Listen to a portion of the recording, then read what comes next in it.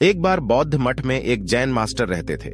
एक बार एक आदमी उनके पास आया और कहा कि गुरुजी, मैं मन से परेशान हूं। मेरे मन में हर समय कई विचार आते रहते हैं। कृपया मुझे इन विचारों को कम करने के लिए कुछ मंत्र दें। जैन मास्टर ने उसकी ओर देखा और कहा, मेरे दोस्त, तुम हर दिन ध्यान करना शुरू कर दो। धीरे धीरे ध्यान करने से आपका मन शांत होने लगेगा। लेकिन उस आदमी ने कहा कि श्रीमान, कृपया मुझे ध्यान करने के लिए मत कहिए। मैं ध्यान नहीं कर सकता, क्योंकि जब मैं ध्यान करने की कोशिश करता हूं तो मेरे दिमाग में और भी विचार आने लगते हैं और ज्यादातर विचार नकारात्मक होते हैं जो मेरे दिमाग को और बेचैन कर देते हैं। जैन मास्टर ने कहा कि चिंता मत करो बेटा, यह ध्यान के प्रारंभिक चरण में होता है, लेकिन धीरे धीरे ध्यान का अभ्यास करने से आपका मन शांत होने लगेगा। लेकिन उस आदमी ने कहा कि गुरुजी, ध्यान मेरे बस की बात नहीं है।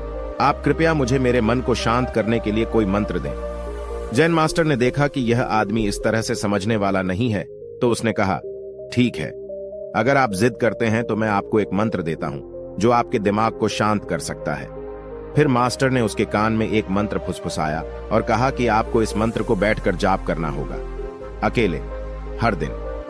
वह आदमी बहुत खुश हुआ और बोला, धन्यवाद गुरुजी, मैं इस मंत्र का प्रतिदिन जाप अवश्य करूंगा। जैसे ही वह जाने के लिए वापस मुड़ने वाला था, जैन मास्टर ने कहा, लेकिन एक बात याद रखें कि इस मंत्र का जाप करते समय बंदर के बारे में न सोचें, अन्यथा मंत्र अप्रभावी हो जाएगा। उस आदमी ने कहा, गुरुजी, मैं बंदर के बारे में क्यों सोचूंगा? मैंने अपने पूरे जीवन में कभी बंदर के बारे में नहीं सोचा। आप इसकी चिंता ना करें। और वह वहां से चला गया। वह आदमी खुशी खुशी घर वापस आया और मंत्र जपने बैठ गया। जैसे ही उसने मंत्र का जाप करना शुरू किया, उसे जैन मास्टर के शब्द याद आए कि जब आप इस मंत्र का जाप करें तो बंदर के बारे में न सोचें। जैसे ही उसे गुरु की बातें याद आईं, उसके दिमाग में बंदर की तस्वीरें आने लगी। वह बंदर के विचारों को नजरअंदाज करने की कोशिश करने लगा, लेकिन जितना ही उसने बंदरों को नजरअंदाज करने की कोशिश की, उतने ही उसके दिमाग में बंदर आने लगे और कुछ समय बाद उसका दिमाग बंदरों से भर गया। उस आदमी ने सोचा कि जैन मास्टर ने मुझे यह निर्देश क्यों दिया? अगर वह जानता था कि बंदर एक मुसीबत है तो उसे इसका उल्लेख नहीं करना चाहिए था। मेरे दिमाग में और कोई जानवर नहीं आ रहा है और बंदर नहीं जा रहे हैं। वह आदमी परेशान हो गया। उसने स्नान किया, नए कपड़े बदले और फिर से एक कमरे में मंत्र जाप करने के लिए बैठ गया। जैसे ही उसने अपनी आंखें बंद की, उसे बंदर दिखा। वह जहां भी देखता, वे उसके चारों तरफ होते। वह रात को बंदरों को देखता, वे उसके चारों तरफ होते। वह रात को बंदरों को देखता, यहां तक कि वह अपने परिवार के सदस्यों के चेहरे में बंदरों को देखने लगा। आदमी पागल हो रहा था। वह जितना ही बंदरों को नजरअंदाज करने की कोशिश कर रहा था, उतने ही उसके दिमाग में बंदरों की बातें आ रही थीं। सुबह तक वह लगभग पागल हो चुका था। अगली सुबह वह वापस जैन मास्टर के पास दौड़ा और उन्हें सब कुछ बताया और कहा कि गुरुजी, आपने मुझे कैसा मंत्र दिया है? कल तक मैंने कभी बंदर के बारे में नहीं सोचा था और अब मेरा दिमाग पूरी तरह से बंदरों के विचारों से भर गया है और बंदर मुझे एक सेकंड के लिए भी नहीं छोड़ रहे हैं। कृपया मेरी मदद करें और मेरे दिमाग को इन बंदरों से मुक्त करें। जैन मास्टर ने कहा, ठीक है, बस आराम करो और मंत्र पढ़ना बंद करो, कुछ मत करो। वह आदमी निश्चिंत होकर बैठ गया और मंत्र पढ़ना बंद कर दिया। उसे आश्चर्य हुआ कि अब बंदर का तो ख्याल ही नहीं रहा, सब कुछ सामान्य हो गया। तब जैन मास्टर ने कहा कि मेरे दोस्त, मैं तुम्हें हमारे मन की प्रकृति के बारे में बताना चाहता था। कभी भी अपने मन से लड़ने की कोशिश मत करो। मन एक गति की तरह है। स्प्रिंग को जितना दबाओगे उतना उछलेगा। इसी तरह आप अपने मन को जितना दबाने की कोशिश करेंगे, वह उतना ही मजबूत होता जाएगा। शांत रहें, मन के विचारों को देखना शुरू करें और आप पाएंगे कि आपका मन धीरे धीरे अपने आप शांत हो जाएगा। और मन को देखने के लिए आपको ध्यान करने की आवश्यकता है।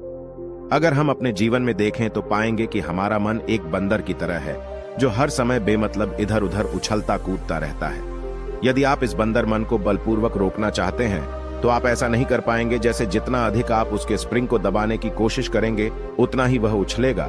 इसी प्रकार आप जितना अपने मन के विचारों को रोकने की कोशिश करेंगे, वे विचार उतने ही अधिक बढ़ते जाएंगे। विशेषज्ञ कहते हैं कि एक इंसान का दिमाग एक दिन में 36,000 से 80,000 विचार आते हैं।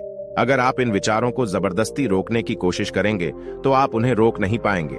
इसके बजाय इसे रोकने का हर प्रयास इसे ऊर्जा देता है। इससे बचने का हर प्रयास ध्यान बन जाता है। जब आप किसी चीज से बचना शुरू करते हैं तो आप उस पर बहुत अधिक ध्यान देने लगते हैं। इसलिए विचारों को रोकने की कोई आवश्यकता नहीं है।